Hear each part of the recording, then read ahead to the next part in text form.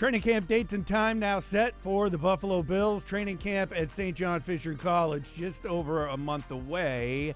I'm Kevin Carroll along with Andy Young. This is the Buffalo End Zone podcast in June. Contrary to popular opinion, you are not retired. I'm not. We haven't taken our sabbatical yet before training camp. We've got some more things to talk about to continue to push the narrative forward as we move on to St. John Fisher, which we now have the official training camp dates. July 23rd, St. John Fisher University runs through August 7th. There's the return of the blue and red scrimmage in there along the way back in Orchard Park at Highmark Stadium. But pretty quick training camp as we head into then the preseason slate and then the regular season. But we'll get there. There's lots of things to uncover before we reach that point. Let's bring our dude on who's actually taken part of training camp at St. John Fisher University, as you just reminded me. Stevie Johnson, former Bills wide receiver, the full band back together again as we get ready to take a month off before training camp gets underway. Stevie, how you doing? Yeah, I'm good, brother. It's good to see you guys. Good to see everything flowing out there in Western New York.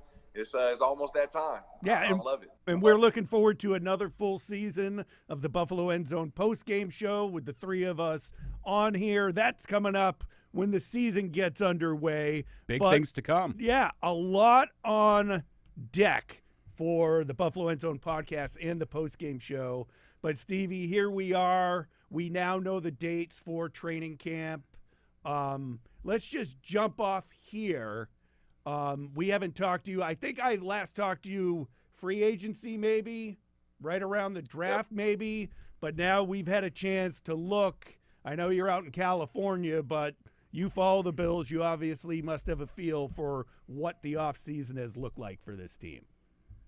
Yeah, and I see a lot of opportunity. You know, I don't have nothing that I can say I stand on and say this team is going to go, 18-0 and go to the Super Bowl like I did last year when I seen pieces that we brought in from guys that was already on previous teams and showed certain skill types in the NFL. With this year, I feel like, we have a lot of great talent that was brought onto a team that is very talented. We know that there's still pieces that needed to be made, and the Buffalo Bills went out and got that on defense. But at the same time, I just feel like I'm very optimistic with the talent we have, but I want to see them prove it this year. So I'm really interested in seeing how the Buffalo Bills come out this year. I liked your 18-0 prediction last year, and now we'll talk about this season because you're a wide receiver. That's where we're going to start. What do you make of how they reshaped the wide receiver room, bringing in Elijah Moore and Joshua Palmer? Those are really the two notable additions. And then they want more out of Keon Coleman. Of course, you've got Shakir, who gets a big money contract, and Curtis Samuel as well, who they would expect more coming off injury. What do you like or dislike? Kind of what's your read on the receiver room at this point? Well, I honestly don't dislike anything about it. I like everything about this receiver room. They have youth, they have health, and they have players that can be elusive in the sense of bringing in Elijah Moore, who's come from another team, but I believe his skill set is going to help Keon understand that, hey, run a particular style of routes, control your speed, control your pace, and you will be able to be better than probably 80% of the receivers in the league with the abilities that you have and with the quarterback that you have, not to mention the players, your surrounding cast. So making plays will be so much easier once you figure out your pace, and bringing in Elijah Moore, Josh Palmer, guys that's been around other players who's been stars in the league, like a Keenan Allen with Josh Palmer's where I'm speaking of. He's seen how controlling pace can help offense be beneficial. So, when with these guys coming together, a healthy bunch, speaking of Curtis Samuel, because we know he was dealing with things last year also, but now they can prove who they actually are. There's no excuses at all. So that's why I'm so excited to see what this receiver group can do. Aside from Khalil Shakir, he's already shown what he can do throughout multiple seasons. You know what I'm saying? So I'm very excited for this receiver group, to be honest. Let's stay with Keon Coleman for a second. He comes into mini camp and off-season work. You could tell he's hit the gym. The front office and the coaching staff were critical of him at the end of the season, how he was on the rise, suffered that injury, his production dipped. He took it to heart. He meets with the media, talks about, just being honest with himself about plays he should have made, plays he did make that he was happy with. As a wide receiver, Stevie, you come off a rookie season that started off promising, then ended like that. And now it seems, at least at this part, Keon going into his second year is doing the right things, took the criticism the way you would hope a professional would, and is using that to build. Yes, sir. So my perspective on that is I love it, and I just want him to remember to do it for himself. Don't go out and do the extra lifting and do all the extra things for others to not say things about you. Do it because you love it, because you want to get bigger and stronger, and you want to finish the season stronger than what you did last year. Because you can get worn out, as you see everybody go through that, especially rookies coming from a college season to playing almost 20 plus games in a season, plus with the injury and the physicality of this game. You got to be able to hone into yourself as opposed to trying to please everybody else. But we're going to benefit off of it because he's young and he's thorough, and he can do that. But I just want for his longevity, make sure he's doing it for himself, at the end of the day, not for the social media or anything. Just go about it and learn from others like he's shown. We saw him early in last season talking with Rasul Douglas, and those are good signs. Those are good things to see from an outside perspective with a guy with his stature and his status to still be wanting to get better and being humble enough to say, yeah, I had a cool season, but it wasn't what I needed to be, and he was brutally honest, and I love that. Steve, you mentioned playing with pace. Is that one of the ways where he can improve? Like, I don't know that he'll ever be the great speedy separator. I don't think that's his game. That's not how he ever has played. But what can he do, areas where he can improve and get better? I think pace maybe being among them. Indeed, pace. He got to think back to when he's playing basketball. Are you going 100 miles an hour the whole time on the court? No, you're not. You pacing it. You slowing it down. You figuring out what's making the defender move a certain way. And that helps you understand how to get by a person or to create that separation. Space creating and controlling your space helps delusion, basically. It's like, or it's either delusion or illusion. It makes the other guy delusional because, like, how is this guy doing this? He's running slow, but he's getting past me. But it's all an illusion because it can look like I'm so fast, but I'm really not. You know what I'm saying? I'm just creating a space because I'm benefiting off of your movement and it's helping me excel. You know what I mean? And, it's just something that he's got to really hone in on and figure out from other players. It's not going to be just himself. That's why I said it's great that he goes to other people for help because the quality is there for him to learn and evolve more. We've seen him battling with Max Hairston during OTAs, Trey during White too. Camp. Tre'Davious White getting that experience there. I mean, so far, Stevie, so good when it comes to a young man presenting himself and coming off the right way, at least through this portion of the offseason. And now training camp will be that next step, when the pads come on and you get to get knocked around by some of those DBs and whatnot. Right, and a good thing about it is this is his second year, and him going up against these guys and having these battles is great for his growth in his route tree and understanding situations and understanding different type of DBs. Last year it was similar because he's going against a lot of great DBs there, even with guys that's been gone who didn't play. He had battles with them at practice, but being a rookie, you have a lot of things on your mind. Now that he's here his second year, he's going to be on this team. He know he's going to be a factor in his offense. He can have good and bad plays and not overthink. He can just get back out there and, all right, I'm going to learn you next time. And that's how I was. It starts at practice going against the Terrence McGee's, the Aaron Williams, the Drayton Florence's, and Leo's McKelvin, and getting locked up a few times, having battles with Reggie Corners, guys that you don't even hear names from.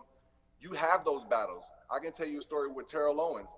Terrell Owens was 36, and he battled everybody on the DB in the DB room. He didn't care if you was playing in a week or if you wasn't playing. If you was lined up and you had pads on, get out here because I need to learn your domination. And I was like, yo, I love that because this is T.O. He can only go against the number ones, but he want everybody. So that's got to be the mindset. James Cook. Everybody kind of talked about that all throughout the spring. Would he show up to mandatory minicamp? He did. He said his actual quote was, "I like my money. That's why I'm here," which is alluding to he didn't want to get fined for not showing up to mandatory minicamp. But now that kind of puts some of the water over the idea that he won't show up to training camp, which I think a lot of Bills fans were maybe worried about, or would he hold in? That still could be a possibility.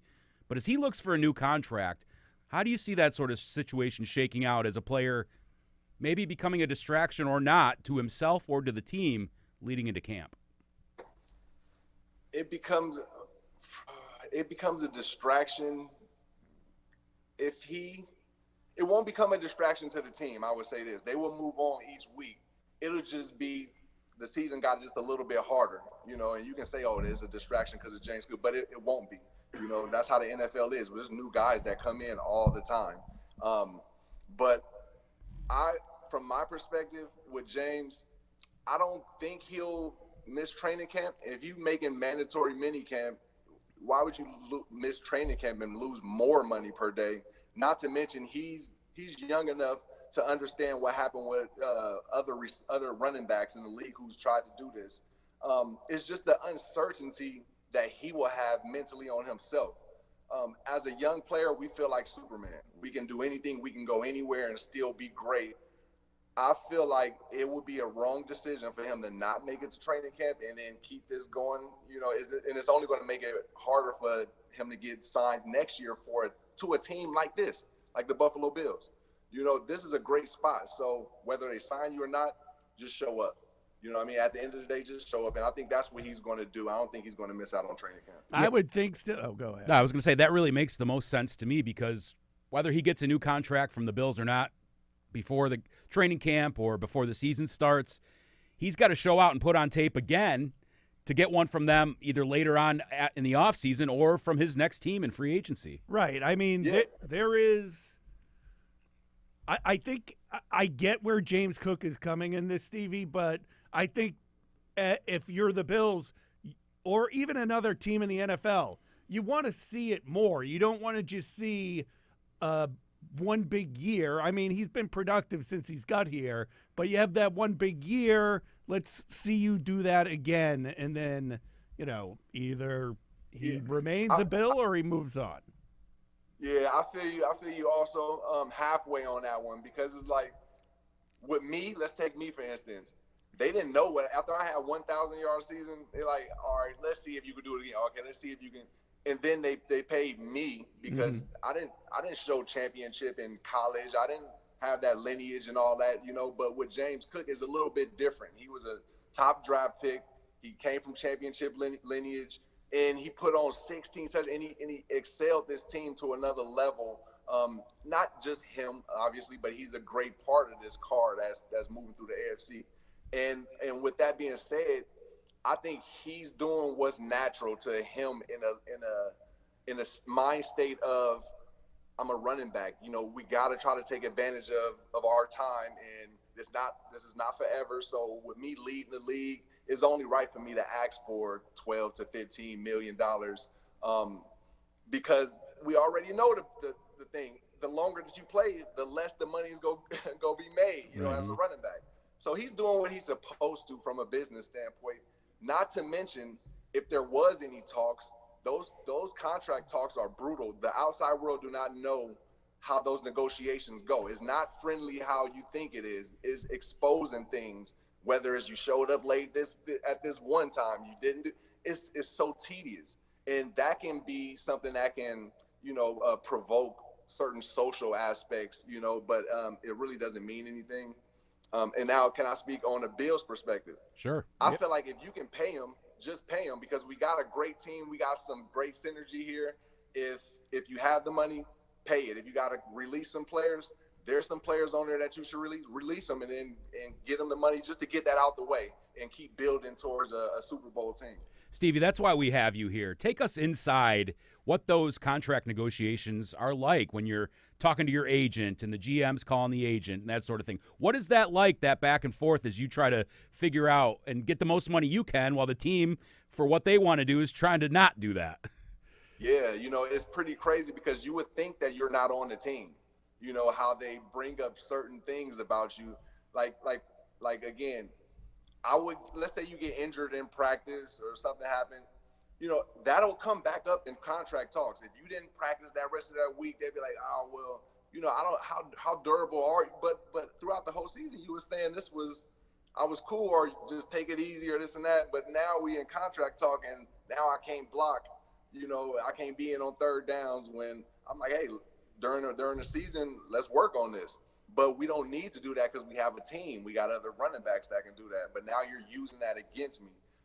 For me, it was like, hey, you're not a fast receiver. Again, at that time, the shiftiness and all that stuff was not a thing. So they didn't have no way to identify any of that. They was just like saying, you're a 7th round draft pick. You should be lucky that you're in this position.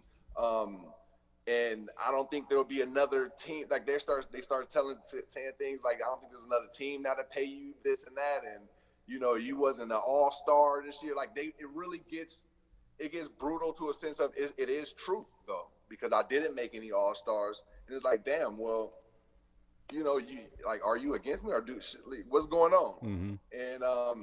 And that's just how the game goes. That's just the business part of it that a lot of people don't really get to see. They just see people either signing or getting cut. How hard is it to not take business personally when they're saying that? And like you said, you develop a relationship with the team and the coaches, and then they come in this room or on the phone and they're like, yeah, we don't know how good you are. Yeah, great question. And that is very difficult to a player who doesn't understand having a mentor. And that's great that we're having this conversation, because I didn't have a mentor coming in and I'm thinking I knew everything. But really, there's things that you don't know, like that. Like they'll say, hey, what's up? And they support you and love you in the building. But when it's time to talk that money, they're going to protect the company over the player, because there's so many players that can come in, and do the same thing you do or better. So if you have a mentor, which I end up learning to have that and confining in other players, then they will tell you, they will prepare you basically. And once you're prepared, then it's not difficult at all. You don't take things personal. You don't think extra on it. You just be like, oh, this is exactly what my guy said or my lady said was going to happen. And then you're prepared for it, and you go back and forth, and then business is cool. You don't have any of the spaz outs and, social blast, things like that. Not to speak for Brandon Beane or any other GM out there, but you do hear that often when asked. We'll use James Cook for an example, Stevie. James Cook is here. How's he doing? And, the general manager, the coach, we love Jimbo. We're glad he's here. Business is business. It's great that he showed up along with everyone else for mandatory minicamp. How does that because you just hear that from every GM and every coach, and there's always part of me that's like, are they really like that? Or are they like, listen, this guy's got to understand that we're working with Ray Davis right now, that if things go south with him, we do have a backup plan in place. Not to speak for anybody, but this is just my brain. No. Yes and no, but they feel both. They feel like both. They really do care, and they're happy that he's in the building, because we know the potential that we can be with this guy comfortable here. And at the same time, we know that if he decides to go left and say, you know what, I'd rather just sit out like that, I'm going to bet on myself for this next few years, then, yeah, we still got Ray Davis here, who's doing a lot in the community, he's doing a lot on the field, and he's ready for whatever. So, they're feeling like both. That's a good question, but it's like they're feeling both, and there's no ill will towards any of them, because this is the business. I've just gotten really skeptical about things lately. Lately? Okay. You've always been a cynic. Yeah, that's true. Stevie, talking Josh Allen, how does he put on an encore performance from what he did last year, winning the MVP and all the good things that have happened for him in his life, getting married and all the things that have happened, a big new contract? How does he then continue that or even elevate even further?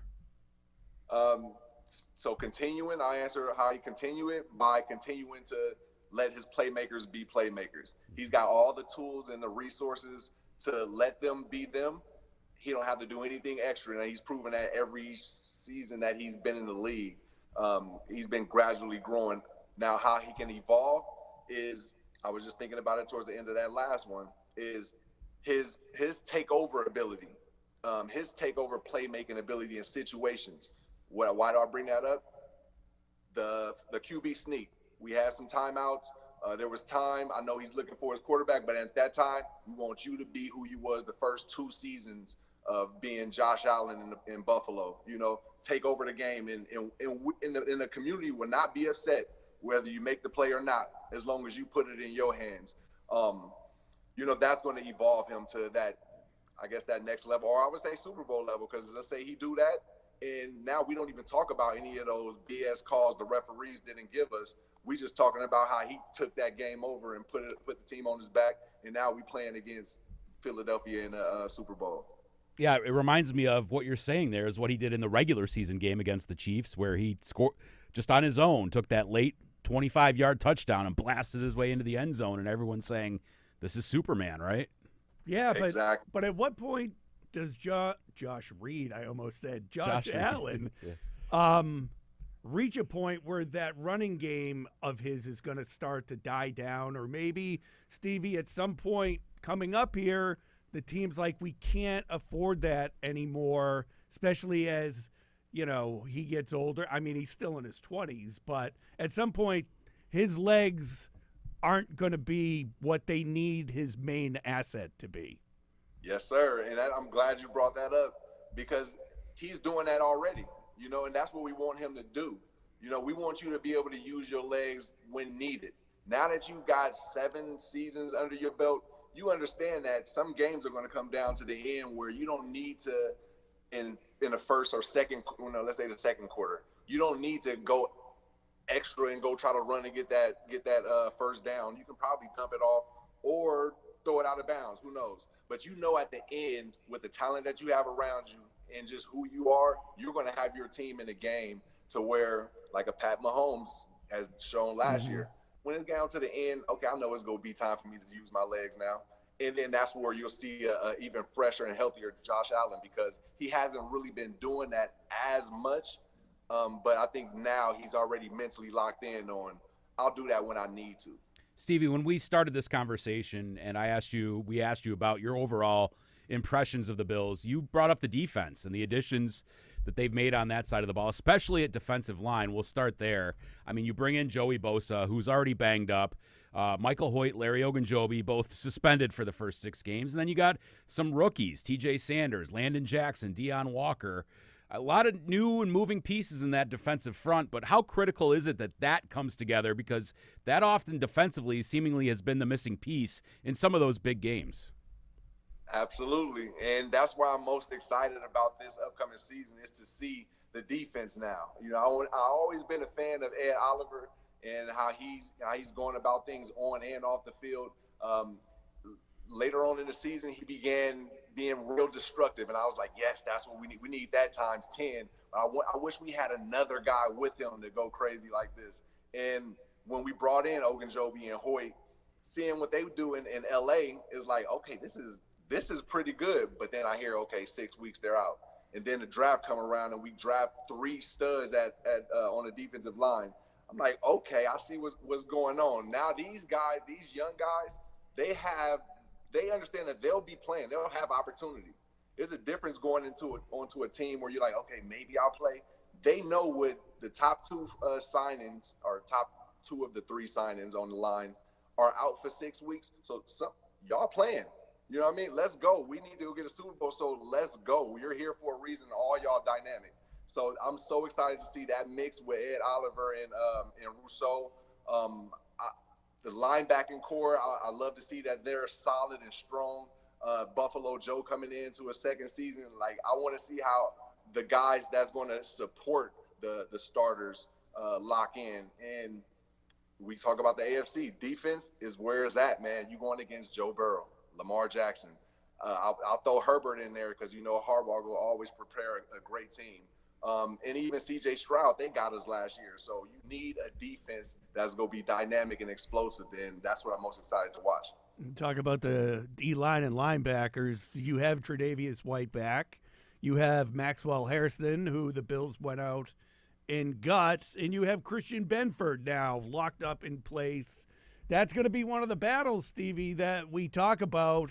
I mean, I'm leaning towards Trey White probably is the front runner, at least at this stage, until we get through everything. But, man, you got to look at Max Harrison's speed and early what we saw early in OTAs and stuff before he got banged up a bit. Speed's very impressive. You know, we still got to go to St. John Fisher and put the pads on, but that's just a really interesting battle right there. Who's going to be playing opposite Christian Benford, and Dane Jackson's back too. Yeah, that's all fun to me, to be honest, Kev. You know, I want them all to make the team. Whoever's going to make the team, if you're first, second, third, or fourth string, as you see in the season, we're going to need you throughout the year. So it's going to be defense by committee, I'll say now, DB by committee, because if you can include the safeties and all that too. Whoever's going to be starting, more power to you, but we need a unit. And this season is going to be it's going to be a lot of focus on the defense and stopping these offensive players in this AFC division and going on to beat the NFC, who as we see, I'm just expecting the Philadelphia Eagles to be there. They're very dynamic, so we got to be the same. We got to match it. Stevie, you had to have been happy coming out of the draft with a couple more Kentucky guys ending up with the Bills. You get Deion Walker, you get Max Harrison, Ray Davis already in the house. It's got to make you proud, man. Man, very proud. It's so good to see that there's talent coming out of Kentucky and going to the Buffalo Bills, just specifically because, you know, there's something about going to a school that's in a very strong conference and you're the underdog, and then you excel on that team as an underdog, and then you go to a team, you know, that has that underdog type of story. Now it's like it's a vibe, it's an energy that you don't have to learn. You know, it's just let's go to work and let's go try to be the best here and change things like I've done in the past. So I just love that connection, and I think there'll be more to come, to be honest. What were your impressions of training camps and going out to Fisher? And, like, did you look forward to it, or did you get to a point where you're like, all right, let's get back to Buffalo? I mean, what was that like for you? No, I loved it all. I loved it all, man. Going to the I didn't love having to leave my family, of course, but, you know, once you leave family, I think that's natural. Once you leave your family, you know, you're going to go to your other family and an even bigger community. You know, now is what you've been putting that work in to show off now, you know. And, you know, when I first went into training camp, I didn't know it was going to be as close with the fans, you know, personable with the fans. And I even love that more because now I can interact and show, you know, other young players, you know, like pros are also cool. They're not just robots. That's what I thought pros was like, robots. But, you know, I love that training camp part, man. The atmosphere and the energy is great. I did not like the two-a-days. But I was going to get into that with you, Stevie. We look at the practice schedule here. What do we have? 12 practices, 1 in the morning. We know they have meetings and walkthroughs and stuff like that. But you were there back in the day. Andy and I were talking about this the other day. I was there at Fisher when, as a reporter, you had to be there, morning practice, go eat some lunch, do some work, get ready, afternoon practice, sometimes even, what was it, like a 6:30 at night practice. Under the lights. Under the lights on Groundy Stadium. Which they don't even really use anymore. Which they don't even bother with, except for the kickers. So it's completely different now. No more two-a-days, and training camp seems to be getting shorter and shorter. Yeah, man, that was brutal. That was literally, we was on the field early in the morning for a walkthrough, and then we'll have the morning practice.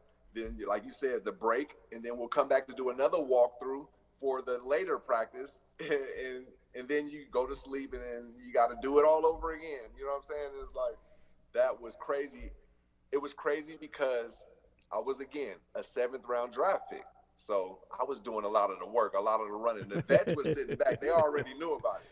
So I'm sore and everything. But, again, when you youthful and you young, like we were saying with Keon, hey, let them go do the extra and do all that right now while they can. But they'll soon be vets and understand. He'll soon be a vet and understand how to control his pace and his mentality and everything, and just be one of the greatest, man. And that's something that we had to go through, but I think the fans enjoyed it. Those night practices were electric, and you forget about any kind of injury that you had, any soreness that you had. All you see is just the fans. You see the kids. That's just the best. When you walk out there, you hear it. You're getting taped up, and you can see the fans walking, filling into the seats. It's beautiful, man. I'm looking forward to seeing everybody's reaction from it. Those were fun. They do have that now with the return of the blue and the red, where they go to Highmark Stadium for a practice. That's later on in the evening. Were you ever part of a joint practice with another team? The Bills will be practicing with the Bears coming up this summer. Oh, okay, yeah, that's pretty cool. Yeah, we did. When I was with San Francisco, we did a joint practice with the Baltimore Ravens, and we went out there to Baltimore, and it was cool because players get to meet other players. Sometimes you think we all connected, but really, like I didn't know Steve Smith, but being able to see him practice live and knowing that I learned things from him, it was pretty cool to see that, and being in their facility and things like that. It was cool. It was cool. I didn't really care for practicing with them and then going to play them, right in that same week. But it was just a cool experience, I would say, just meshing it up. Speaking of cool experiences, Hard Knocks is going to be in Pittsburgh at St. John Fisher following the Bills this year. You were a 7th-round pick. You got a good personality. You strike me as a guy that Hard Knocks, if it was there when you were playing, you might have been one of the feature stories as a guy trying to make a team and make a name for himself out there. Man, nah, I don't think so. They probably would have been talking about me as like the quiet dude or back then. Guys. Okay. Yeah, Stevie in his locker room, he kind of keep to himself. He kind of different, you know what I mean? This and that. But I'm excited for it because Bills earned this. They earned this spotlight. I would say Bills Mafia earned this spotlight. The Buffalo Bills, obviously, they can care less, maybe, I would say. Players nowadays with the generation that we're in, there's so many sponsorships and opportunities off the field. So if they're thinking about it like that, then, I'm happy that this is happening for them. But, yeah, I'm just excited to see how the fans react to it and get to socializing with them on X and Instagram and all that and Facebook about the Hard Knock shows. Are you going to come out here and try and get your mug on Hard Knocks like Andy and I are going to try and do? Get into every shot as much as possible? Hey, I'm going to be looking forward to seeing y'all, though, making y'all way on there. I'm going to be looking out. So make sure y'all do everything that y'all can to get on there. Yeah. I've been telling people, I've been running this joke for weeks now that I gotta drop some weight here and get in shape. I'm gonna be on HBO all the time. Yep. I gotta get myself looking fresh. Come on, let's get after it, right? Yeah, this is the time. It starts now. Yeah. It starts now. That's right. I gotta build my IMDb page. I was on Full Swing season 2, Stevie, the golf documentary that they do. Now, if you blinked, you would have missed me, but 2.5 seconds of me staring at a podium. So I got to up my game for Hard Knocks. hey, you already know how I go, man. You a superstar, brother. You fighting through it with the toothache like Jordan with his flu game. That's right. So, yeah. I got a pair of flu game 12s at home, Stevie. I'll throw them on him here. He can wear those. And if they don't know, Andy keep the style. They need to know that. Oh, he does. Andy keep that style. He got so many kicks and caps and fire. Oh, yeah, you'd think I made an NFL salary. Right. Is that your side account you buy your sneakers with? Yeah, that's it. Yeah. Yes, sir. All right. Yes, sir. Stevie will probably do a camp preview coming up. Andy's going to be off for a few weeks. We'll be off for a few weeks, and then maybe training camp gets underway on a Wednesday. Yeah, we'll do something right before on that. a Tuesday or a Monday, we'll get together. We'll do the podcast. We'll do something on air too. Yes, sir. Let's circle back and see how the team moving and how the vibes are, and then we'll dive right in. That's right. All right, Can't Stevie, wait. Thanks for joining us today. Have a good couple of weeks. Enjoy the summer. Yes, sir. Always love, brothers. See you next time. You too. And as always, thanks for joining us, everybody. That's Buffalo End Zone.